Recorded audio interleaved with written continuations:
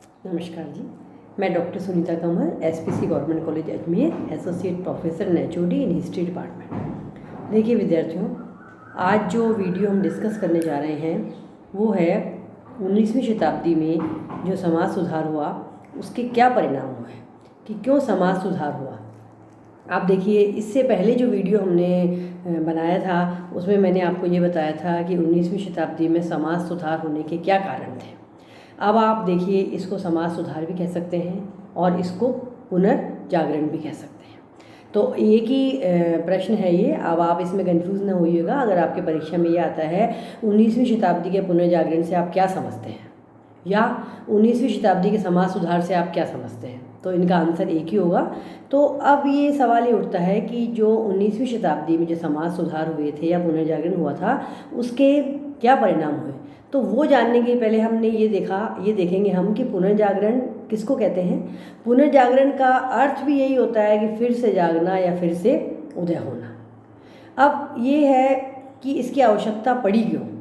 आखिर ये कहते हैं हमारे बहुत से इतिहासकार, जो ये कहते हैं कि पुनर्जीवन या पुनर्जागरण क्यों होता है, उसके होने के पीछे बहुत बड़ा कारण ये होता है कि जब समाज के सभी क्षेत्रों में, सामाजिक, राजनीतिक, धार्मिक क्षेत्र में अवस्था बहुत हीन हो जाती है, बहुत परेशानी आ जाती है, तब क्या होता है, जब बहुत ज़्यादा अव्यवस्था फैल जाती है कि अब हम इस स्थिति में नहीं रह सकते हैं, अब हमें सुधार करना ही पड़ेगा।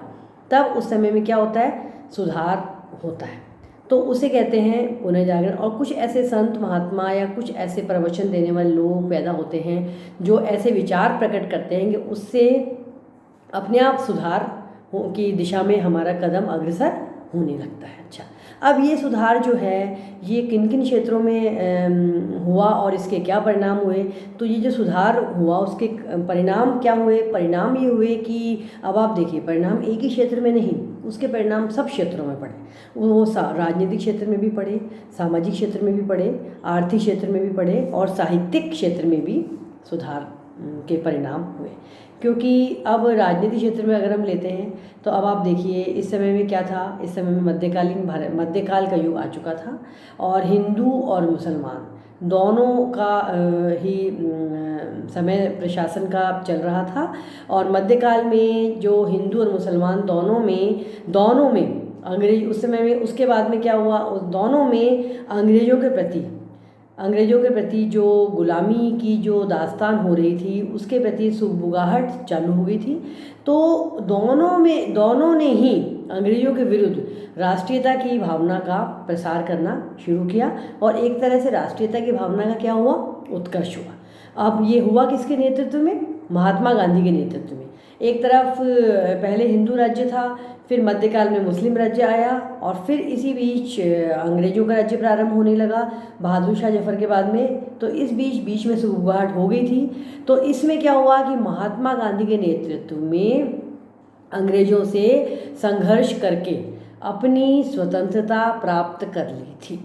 ये एक बहुत बड़ी उपलब्धि थी राजनीतिक क्षेत्र में कि अपनी स्वतंत्रता अंग्रेज़ों से प्राप्त कर ली थी। और ये राष्ट्र महान था, महान है और महान रहेगा के बिगुल बजने लगे थे। और सभी श्रेणी के लोग, चाहे वो व्यापारी हों, चाहे वह अपना युद्ध में भाग लेते हों, चाहे वह सेवा का कार्य करते हों, है ना, तो चाहे वह अपने कुटीर उद्योग धंधों का कार्य करते हों, सब ने मिलकर के इसके अंदर हिस्सा लिया था। और राजनीतिक क्षेत्र में बहुत ज़बरदस्त इसके परिणाम हमारे सामने आए। इसी प्रकार से अब आप देखेंगे सामाजिक क्षेत्र में भी जो पुनर्जागरण हुआ उसके परिणाम सामाजिक क्षेत्र में बहुत ज़बरदस्त आए। और उससे क्या हुआ, उससे तो आप ये देखिए कि समाज की काया ही बदल गई थी।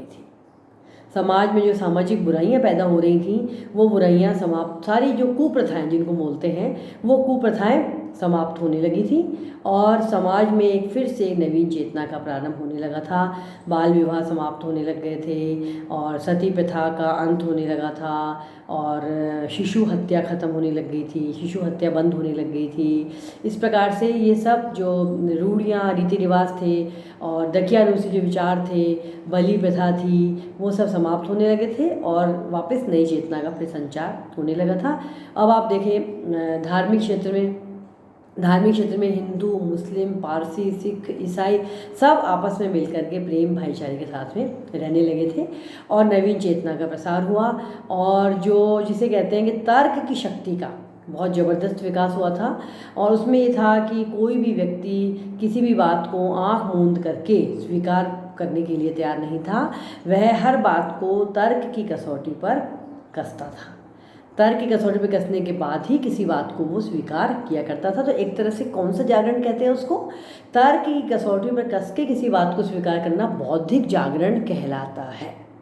और ये एक प्रकार से आध्यात्मिक चेतना का युग हो चुका था। अब आर्थिक क्षेत्र को हम लें। आर्थिक क्षेत्र में नवीन जो टेक्निक थी वो विकसित हो गई थी। और इसके अलावा साहित्यिक क्षेत्र में बहुत तरह तरह का लिटरेचर लिखा जाने लगा था। और जन भाषाओं में जो भाषा आसानी से जो लोकल स्थानीय लोग थे वो उस भाषा को अच्छे से जो समझ सकते थे, उस भाषा में लिटरेचर दिया जाने लगा। और लिटरेचर को ही पढ़ने से सही मायने में पुनर्जागरण हुआ था। अब इस पुनर्जागरण के परिणाम जो हमारे सामने बहुत अच्छे आए, इसके पीछे किन किन का हाथ था देखिए। अब सबका तो था ही, इसके अलावा राजा राममोहन राय, स्वामी दयानंद सरस्वती, स्वामी विवेकानंद जी, थियोसॉफिकल सोसाइटी, है ना, इन सब ने जो अपने अपने विचार उपदेश प्रसारित किए और छापे खाने का आविष्कार हो चुका था। तो सब जगह जो था मैसेज जो है, हर जगह एक जगह दिया हुआ मैसेज हर जगह पहुंच जाया करता था।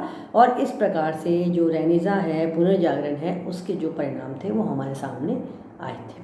अब इसमें आपसे अति लघुतरात्मक और लघुतरात्मक प्रश्न भी पूछे जा सकते हैं। किसी भी फील्ड को ले लेंगे, सामाजिक क्षेत्र में सुधार बताइए, सामाजिक क्षेत्र में परिणाम बताइए, राजनीतिक क्षेत्र में बताइए, तर्क की शक्ति के विकास से आप क्या समझते हैं, इस प्रकार से आपके प्रश्न आ सकता है। धन्यवाद।